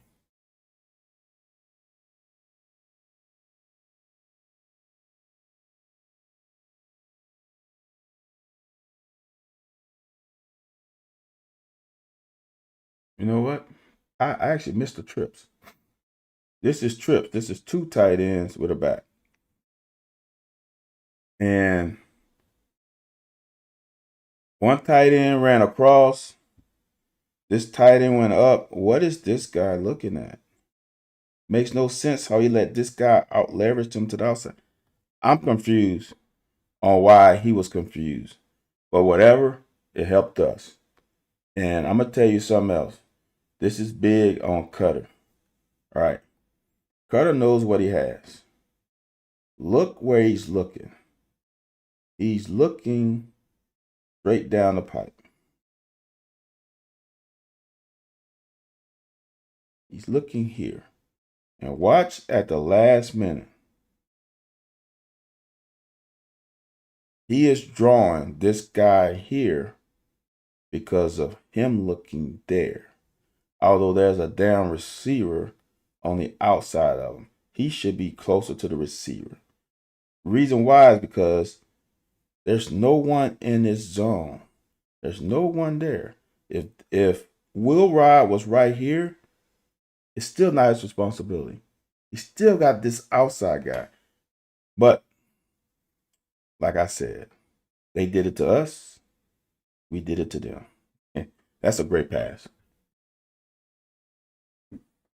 Now it gets fucking silly now.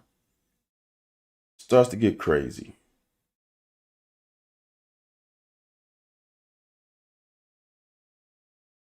Godfrey's got to break down and do a better job at that tackle. We get fortunate that he trips. 3rd and short. Play the sticks. Got him. All ball. All ball. Now, y'all, this is crazy. Now, this is a great 2-minute drill. Run a little wheel route. We could have gotten a little bit better rub here. But regardless, he's got him out leveraged because he's inside. If this DB is not in man, then it's a harder route because he'll be here.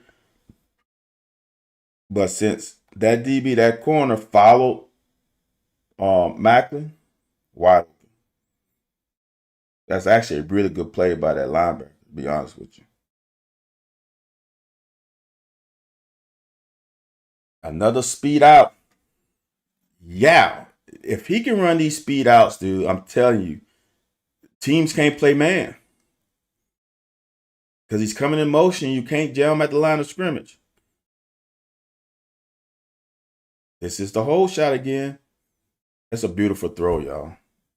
He is on fire right now. That's perfect. You can't throw that better. Now, Florida didn't line up properly, and I don't know why. That was the easiest walk-in touchdown you will ever have.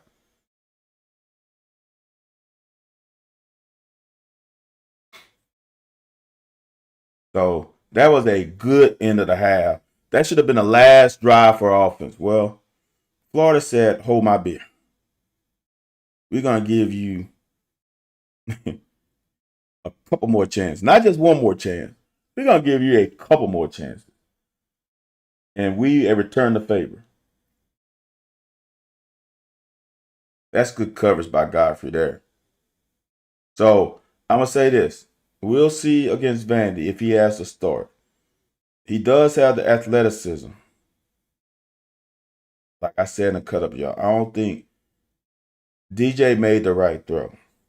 It's kind of like Cutter at the end of the game. He didn't execute the throw well. That was the right spot because Dooley fucked up. He's got outside third. He's got outside third. This number 1 is going to come vertical. He's responsible. He's going to run it out. Here. They're trying to put stress on Quay. But with our defense, he's our middle runner. And Dooley screwed up and didn't follow and get over the top like he should. It's just a bad throw. This is an elite play by Quay. This is elite. This is not in his zone. That's Cam's zone. You can see Quay starting to rotate. See how his shoulders are rotated out, but his eyes are on the quarterback, and he sees the ball thrown. You know what the best thing about football, the most important thing is the ball. All right, back in the South, the ball. Dude, that is a great interception. And he caught it. And he got a great return. He had to go 6, though, but he didn't. He was close.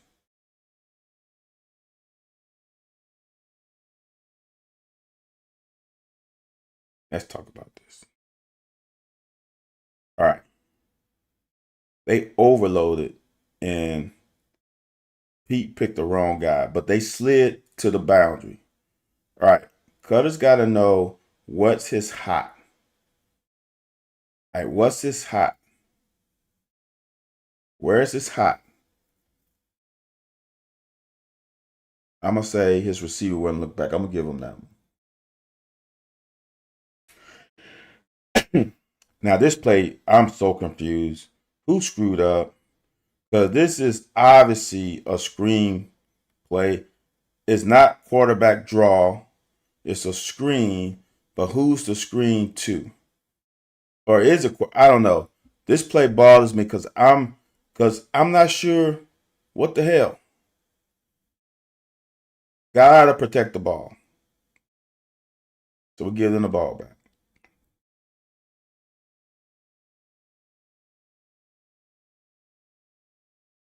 Crazy just plays in this thing. It's crazy.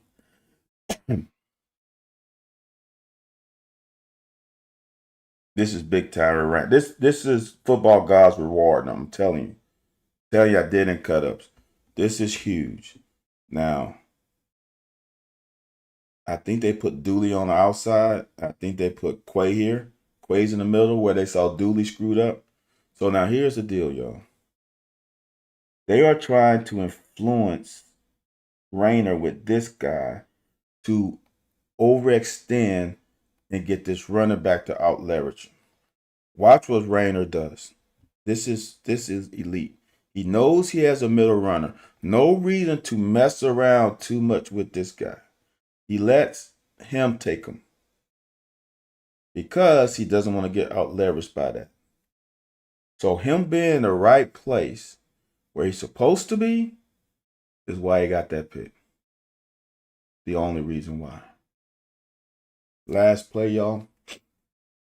Like I said in the cut ups, if you're on TikTok, I put the cut ups probably about 5, 6 o'clock. They're on all platforms: Twitter, TikTok, Instagram, and YouTube. Went out at about the same time. This play is there is such thing as good interceptions. Again, y'all, we have 3. Let me go here. We have 3 guys. 1, 2, 3. They have 3. 1, 2, 3. You know something's not right here because they really only had 2 because this guy was on the line of scrimmage.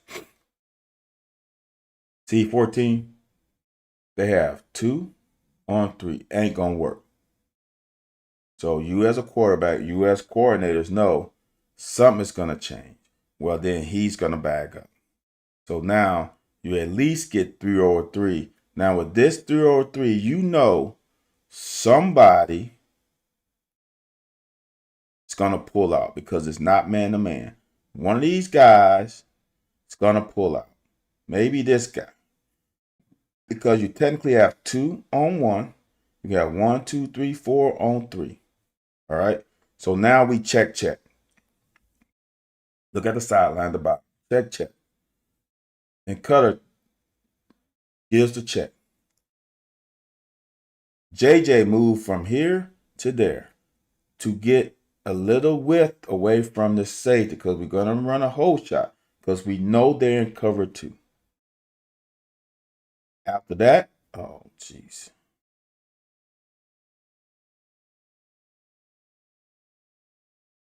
After that, y'all, it's just a bad throw. It's literally just a bad throw. This is the right read. Everything is done properly. The checks, the movements, everything is done properly. He just throws a bad ball.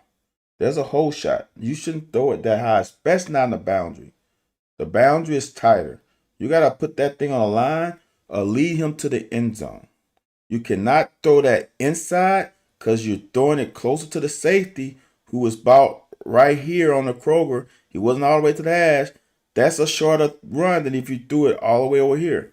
So you made his job easier. And you put too much air under it. And you threw it inside. It's short inside. It's just not the right throw. It's the right decision, just not the right throw. All right, y'all. It's crazy to be complaining about a half when you put up that many points. But we know we could have put up more, right? 24-7. That's a 21-0 run. They scored their touchdown. And if you don't have the interceptions, it is a perfect drive chart. Blue, blue, blue, blue, blue. Touch points, points, points, points, points, points. Then you got 2 turnovers. But all in all, especially after losing our players, defensive players, big. Cutter Boley, as I've said a long time ago, the most important relationships on offense: offensive coordinator, offensive line coach, offensive coordinator, and quarterback. The relationship between Cutter Boley and Bush Hamdan is why this offense is gelling. When the offensive coordinator has trust in the guy, the only guy on offense that touches the football every play besides the center. When you have trust in that guy, you can play like they've been playing. Bush has been in his bag since he's been here. He just hasn't had the quarterback to get the right items out of that bag consistently. Cutter is pulling out the right tools out of his bag way more than anyone else. And that's why the offense is looking more efficient. Simple as that. I appreciate that, John. You're welcome, Ms. Bryant. That's what it's all about. Y'all can bark at the coordinators all the time. It doesn't matter what the play is called, it's the way the players execute the called play. They are doing a much better job executing plays because of the development of the quarterback. It's really just that simple. I've been saying, when you have it, and the quarterback doesn't have to be elite, y'all. We don't have to have a Heisman Trophy winning quarterback to be successful. You just need a quarterback that has the trust of the OC so he can open the playbook. And or the offensive coordinator is comfortable adjusting his scheme to what the player whom he trusts likes to do.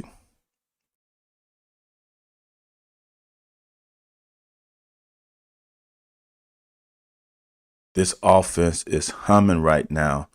I want y'all to understand, Georgia defense, Texas defense, Auburn defense are really good defenses.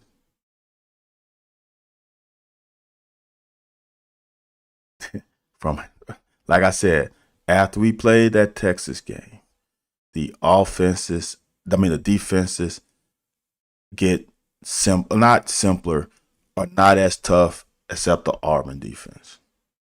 Once we play Auburn, now the defenses, it's not that they're not good, they're just not as solid as those. So you're going to have chances to put points on the board. All this BS about not being able to score 2 touchdowns in the SEC is done. Now, let's fucking execute against this Tennessee Tech team, get some momentum going to Vandy, and I feel good about Vandy. I just really do. We're going to play Vandy differently than some of these other teams have played Vandy. And we're going to be able to, minimize the impact of Pavea more than any other team, just the way we play defense. I'm excited. I can't wait. I see y'all tomorrow, same time, same station. Hey, I'm gonna say this. I appreciate the TikTok. I got a little bit more momentum on TikTok. I appreciate it. Let's keep it going. If you're on TikTok, go follow your boys, your Georgia boys, your Florida boys. If you want to follow me, follow me. I'll try to do some more SEC breakdowns or cut ups during the game. On YouTube, like, comment, share, subscribe, all that stuff. Instagram, if you got an Instagram account, I'm LA Bluegrass Instagram. Go follow your boy there. On VStyle17 on everything else. And Driving with Styles on YouTube. Again, I appreciate y'all on the East Coast, because I know Kentucky's on the East Coast and it's midnight right now. I appreciate all of y'all hanging in and watching and commenting and sharing all that stuff. I appreciate you. If you're not on the East Coast, you should be here. All right, y'all. I appreciate you, and I will see y'all tomorrow. Have a good night.